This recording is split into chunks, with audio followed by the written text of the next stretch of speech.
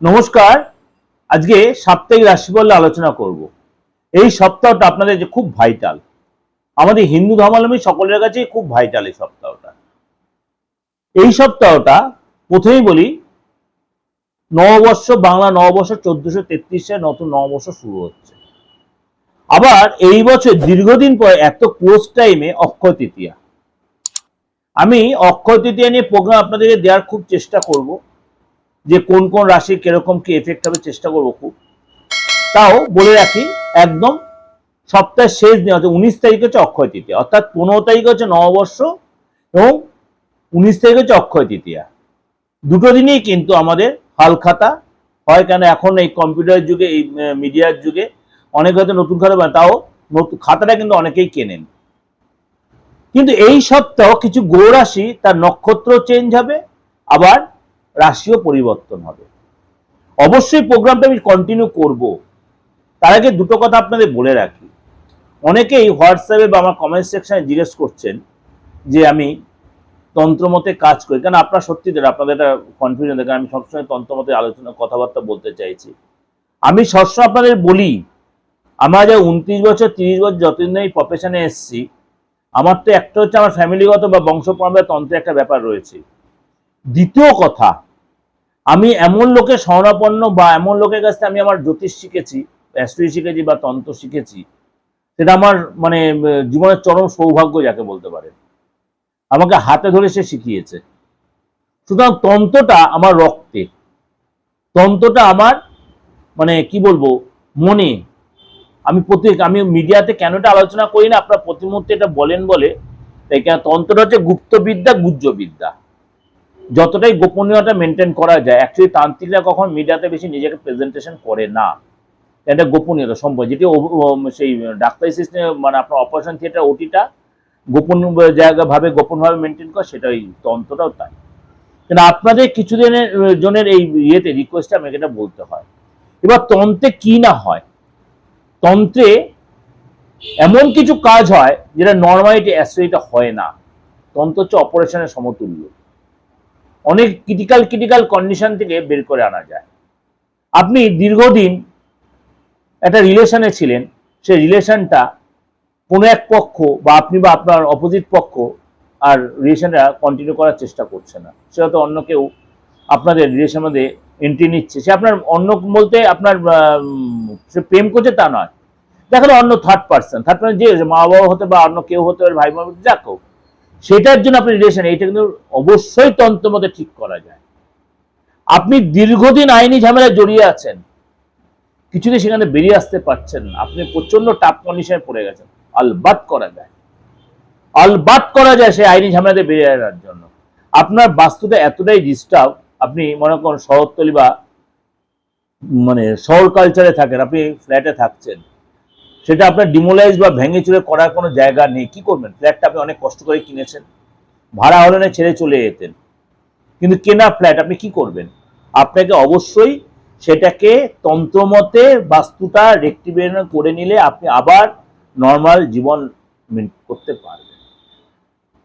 আপনার বাচ্চাটা কেউ বলেছে, আপনার বা আপনার সন্তানের বা আপনার আপনজনের কারো খুব অল্প বয়সে কোনো বড় দুর্ঘটনা আছে, অবশ্যই মৃত্যু কখনো আটকানো যায় না, কিন্তু তার প্রোটেকশনটা নিয়ে কিছুটা হলেও তার সাপোর্ট নিয়ে অনেকটাই রিকভারি করা যায়।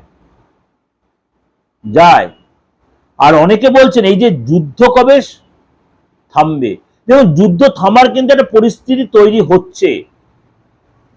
কেন হচ্ছে না জানেন? শনি আর সূর্য আর মঙ্গল এই কম্বাইন্ড হয়ে বসে আছে। দেখুন শনি আর মঙ্গল মীন রাশিতে কম্বাইন্ড হয়ে বসে আছে, একটা ঠান্ডা পরিস্থিতি হচ্ছে। কিন্তু যখন মঙ্গল কুম্ভ রাশিতে শনির ঘরে রাহুর সাথে ছিল, তখন সবার মধ্যে একটা অ্যারোগেন্ট অ্যাটিটিউড ছিল। আপনি ফ্যামিলি কালচারে দেখুন, আপনার পাড়া প্রতিবেশীর মধ্যে দেখুন। আবার এখন মঙ্গল যেহেতু মীন রাশি জলরাশি, মঙ্গল কেন অগ্নিকারক গ্রহ, মঙ্গল হচ্ছে ক্রূর গ্রহ, মঙ্গল সবসময় একটা নেগেটিভ চিন্তা ভাবনা করায়। কিন্তু মঙ্গল যেই জলরাশিতে পড়ে গেল, আগুনের মধ্যে জল দিলে কি ঠান্ডা হয়ে যায়। সেখানে শনি বসায়, শনিও ক্রূর গ্রহ, কিন্তু শনিকে শান্ত করতে হলে আপনাকে সেরম ভাবে ডিপ্লোম্যাটিক হতে হবে। এবার সেখানে রবিও বসে আছে, কখন ঠান্ডা হবে জানেন? ঠিক রবি যখন মেষ রাশিতে প্রবেশ করবে, কেন পিতার পুত্র মধ্যে অশান্তি, এখানে পশ্চিম এশিয়া কান্ট্রির সাথে ট্রাম্পের যুদ্ধ, যে মানে আমেরিকার যুদ্ধ চলছে, ট্রাম্প কি তাহলে বুঝতে পারছেন কোন রাশি কোন গ্রহের অন্তর্গত। আর পশ্চিম এশিয়া আগের দিন কি বলেছিলাম কোন রাশির কোন গ্রহের অন্তর্গত। তাহলে এই হলো ব্যাপারটা। সুতরাং এইটা তৃতীয় হবে, তৃতীয় ব্যক্তি কে হবে? বুধ। বুধ দেখুন পাকিস্তানকে বলছিল, পাকিস্তান উল্টো কি করলো? কাঠি করে দিল। খারাপ ভাবে নেবেন না আমার কথাগুলো, জিনিসটা বোঝার জন্য। আপনারা অনেক বুঝতে চাইছেন, অবশ্যই এটা থিতু হতে চাইবে, থিতু হবে। এমন কাউকে মধ্যস্থতা করতে হবে, আমি বুধে বলি না, বুধ হচ্ছে বন্ধু। বুধ যদি আপনার ভালো সিচুয়েশনে ভালো বন্ধু হবে, তাহলে বুধ এখানে নিচভঙ্গ করছে। বুধ নিচভঙ্গ করছে কেন? ওখানে বুধ নিচস্থ মীন রাশিতে। এই বন্ধু যাকে আপনি ভরসা করেন, সেই বন্ধু কখনো ভালো হতে কখনো খারাপ হতে পারে। এই জিনিসগুলো বুঝুন। তাহলে এই যে আলোচনাটা করলে বেশ ভালো লাগলো। এবার বলবো, আলোচনা করব যে সারাটা সপ্তাহ গ্রহ রাশির সিচুয়েশনটা কেমন হবে। প্রথমেই বলি 13 তারিখ থেকে 19 তারিখ, এই যে কন্টিনিউ 7 দিন কি কি গ্রহ তার সিচুয়েশন চেঞ্জ করবে। প্রথমেই বলি 13ই এপ্রিল। 13ই এপ্রিল বুধ উত্তর ভাদ্রপদ নক্ষত্রে প্রবেশ করবে, মীন রাশিতে থেকেই 13 এপ্রিল উত্তর ভাদ্রপদ নক্ষত্রে প্রবেশ করবে। 14ই এপ্রিল সূর্য মেষ রাশিতে প্রবেশ করবে, সেদিনকার পয়লা বৈশাখ। 16ই এপ্রিল শুক্র কৃত্তিকা নক্ষত্রে প্রবেশ করবে, কৃত্তিকা হচ্ছে রবির নক্ষত্র। 17 তারিখ শনি আবার উত্তর ভাদ্রপদ নক্ষত্রে, বুধ আর শনি উত্তর ভাদ্রপদ নক্ষত্রেই, শনি উত্তর ভাদ্রপদ নক্ষত্রেই আছে, তার 4th স্টেজে যাবে। ক্লিয়ার? 19 এপ্রিল শুক্র তার নিজ রাশি বৃষ রাশিতে গিয়ে প্রবেশ করে মালব্য যোগ তৈরি করবে। তাহলে এতগুলো গ্রহ রাশি, তাহলে শুক্র, বুধ, শনি এবং সূর্য, 4 রাশি তার গ্রহ রাশি সিচুয়েশন চেঞ্জ করলো। এছাড়া রয়েছে আপনার মানে সিংহ রাশিতে রয়েছে আপনার কেতু, শনি রয়েছে আপনার মীন রাশিতে, রাহু রয়েছে কুম্ভ রাশিতে, আর চন্দ্র সারাটা সপ্তাহ 3টে রাশি প্রদক্ষিণ করে। কোথায় কোথায়? কুম্ভ, মীন আর মেষ। ক্লিয়ার? তাহলে পুরো গ্রহ রাশি কমপ্লিট হয়ে গেল কনসেপ্টটা। এবার আলোচনা করব সারাটা সপ্তাহ আপনার জন্য কি অপেক্ষা করে আছে। চলুন তাহলে আলোচনা করি। এবার বলি এই সপ্তাহটা আপনার, মনে করেন শরীর স্বাস্থ্য, মনে করেন আপনার আর্থিক জায়গাটা, মনে করেন আপনার ফ্যামিলি লাইফটা, বা আপনার কেরিয়ারের ক্ষেত্রটা, সবটাই ছোট ছোট করে আপনাদের আলোচনা করব। তাহলে চলুন আলোচনা করে নি আপনার রাশি এই সপ্তাহটা কি বলছে। কর্কট রাশি। কর্কট রাশি, প্রথমে বলি আপনার শরীর স্বাস্থ্যের জায়গাটা। আপনার কিন্তু টেনশন আসতে পারে, টেনশন আপনার থাকবে, রাগ কন্ট্রোলে রাখবেন, অ্যাংজাইটি কন্ট্রোলে রাখবেন। এটা 14 তারিখ পর্যন্ত কিন্তু এগুলো চলবে। 15 তারিখের পর থেকে আস্তে আস্তে আপনার ঠিক হবে, এবং কথাবার্তা আপনার নিয়ন্ত্রণ রাখতে হবে, খরচের নিয়ন্ত্রণ রাখতে হবে। এর জন্য কিন্তু শরীরটার উপর এফেক্ট হবে, বিশেষ করে মাথা যন্ত্রণা, ঘাড়ের যন্ত্রণা, স্পন্ডাইলোসিস, সার্ভাইকাল পেন, এগুলো কিন্তু আপনাকে একটু কষ্ট দেবে, গ্যাস অম্বলের প্রবলেম হতে পারে। আর্থিক জায়গাটা বলি, আর্থিক জায়গাটা কিন্তু আপনার 15 থেকে পর থেকে বেটার হবে, এক্সট্রা কোনো ইনকাম হবে, এবং সরকারি সুযোগ সুবিধা আপনি পাবেন, ইচ্ছা পূরণের একটা সুযোগ আসতে পারে। এটা হচ্ছে 15 তারিখের পরে। ফ্যামিলি লাইফটা, ফ্যামিলির কোনো মেম্বারকে নিয়ে একটু চিন্তা থাকতে পারে, ফ্যামিলি যখন রিনোভেশন বা রিপেয়ার করার খরচার জন্য চিন্তা ভাবনা করতে পারেন, ফ্যামিলি যখন শুভ কাজে আলোচনা হতে পারে। সন্তান যদি থেকে সন্তানের সাথে সম্পর্কটা ভালো হবে, সন্তান কেরিয়ারও ভালো হবে, আপনার কথার বাধ্যও থাকবে। চাকরির জায়গাটা বলার আগে একটু বলে রাখি আপনাদের, অনেকেই বলছেন দাদা দীর্ঘদিন ধরে বেকার অবস্থায় বসে আছি। আমি তো আপনাদের বারবার বলছি, কারো কাছে কি হাতটা দেখান না।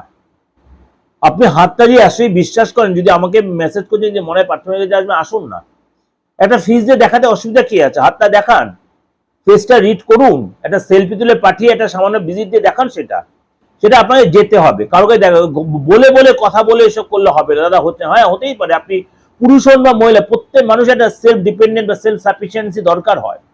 আপনার আদৌ চাকরি হবে কিনা, কোন সেক্টরে হবে, আপনি ব্যবসা করছেন, বাবার ব্যবসা দেখবেন নাকি নিজের থেকে কিছু আরম্ভ করবেন, কোন সেক্টর হবে, বা আপনি অর্থ লস হয়ে যাবে, আপনার মাথাটা গড়, আপনি মাঙ্গলিক, কারণ পুরুষ মানুষের মাঙ্গলিক থাকলে বেরোজগারি দোষ তৈরি হয়, কিন্তু বি কেয়ারফুল। কিন্তু মহিলাদের মাঙ্গলিক থাকে সেগুলো রোজগার করবেই করবে। এইগুলো ছোট ছোট পয়েন্টগুলো আপনাদের কেন শেখাই জানেন? আপনি অনেক বেশি এগিয়ে থাকতে পারবেন। এবার মাঙ্গলিক সবই কি খারাপ? মাঙ্গলিক হচ্ছে 1, 2, 7, 8, আবার কোনো কোনো জায়গায় আপনার 12 হয়। এবার সবকটা মাঙ্গলিক কখনোই খারাপ নয়। লগ্নে মঙ্গল, সেকেন্ড হাউসে মঙ্গল, সপ্তমে মঙ্গল, অষ্টমে মঙ্গল, 12th হাউসে মঙ্গল, কোনো কোনো সময় 9th হাউসে অর্থাৎ নবম ঘরে মঙ্গল, সেও কিন্তু আপনার ভাগ্যবানী দোষ করায়। তাহলে কি বলবেন? আপনি কি তাহলে মঙ্গল তো থাকবে, মঙ্গল একটা ঊর্জাকারক গ্রহ, কোন ঘরে আছে? জলরাশিতে বসে আছে না নক্ষত্র হয়েছে? আপনার রাহুটা কোথায় বসে আছে? আপনি বলেন আপনার বাচ্চাটি তো নেই দাদা, আমি কি করবো বলুন তো? আপনি যেগুলো বলছেন আমাদের মাথার উপর দিয়ে বেরিয়ে যাচ্ছে, আমি জানি না এক্স্যাক্টলি আপনার হাতে কোথায় রয়েছে। দেখুন আপনার মঙ্গলটা কি সিচুয়েশন, আপনি ট্যাপার হয়ে গেছে, বা সে কালো স্পট পড়ে গেছে, নাকি সেখানে কালো তিল রয়েছে, বা দেখাল আপনি প্রেম করছেন, প্রেমে যারা বারে বারে আপনি কেটে যাচ্ছে, ঠিক সাকসেস আসছেন না, লোকের কাছে নিজেকে প্রকাশ করতে পারছেন না, বড্ড কষ্ট। প্রেম কার জীবনে না আসতে ভালো লাগে? খুব রেয়ার লোক আছে প্রেম ভালোবাসে না।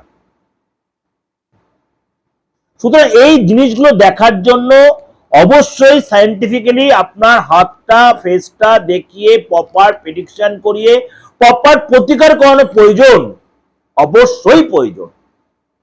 আমি বলি, আমি একটা কথাই বলি, আপনি মানুন আর নাই মানুন, অ্যাস্ট্রোলজি একদম সেম হচ্ছে ডক্টরের মতো।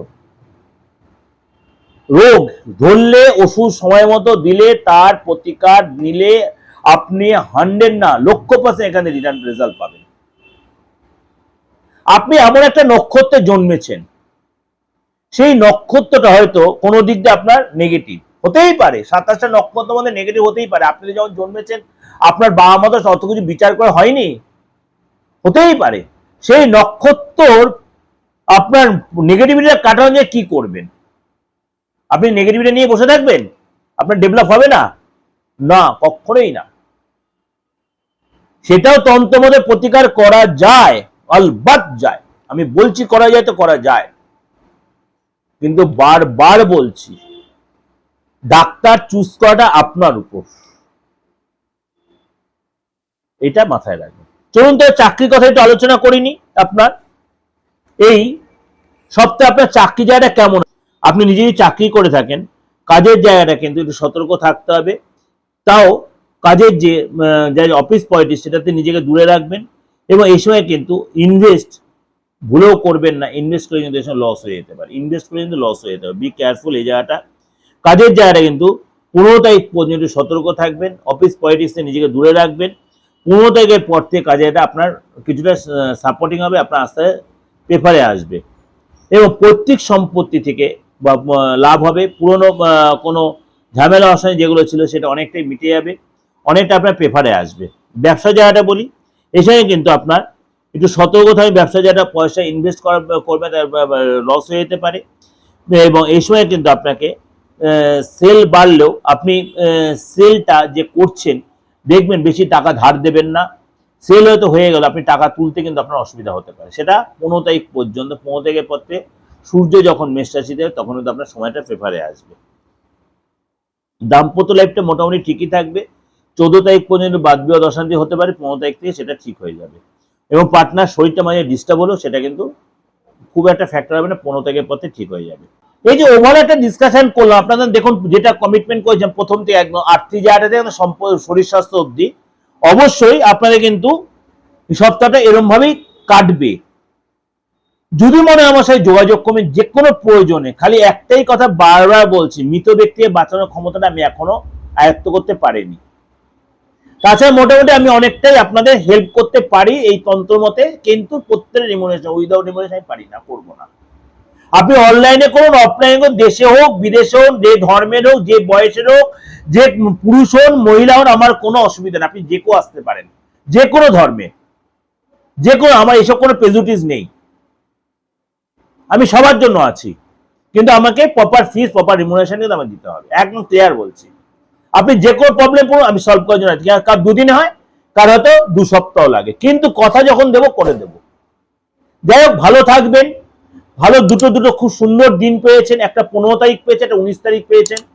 সবাই এখন আমাদের হিন্দু ধর্মাবলম্বী তা নয়, এখন সবাই আমাদের উৎসবে সবাই আমরা একসাথে পালন করি, কেননা আমাদের ভারতবর্ষের সেকুলারিজম স্টেট। সুতরাং খুব আনন্দ উৎসব করুন, ভালোভাবে থাকুন, ভালোভাবে খাওয়া দাওয়া করুন, কন্ট্রোল রাখুন। যোগাযোগ করতে হলে 8910073325 অপরিবর্তিত নাম্বার, আমি যতদিন বেঁচে দেবো এই নাম্বারটা আমার থাকবে। আর 9433960106 এই দুটো নাম্বার আছে, আমি ধরি বা আমার সহকারী ধরু, আপনি যদি না ধরি কখনো হোয়াটসঅ্যাপে সেটা লিখে দেবেন। ভালো থাকবেন, নমস্কার।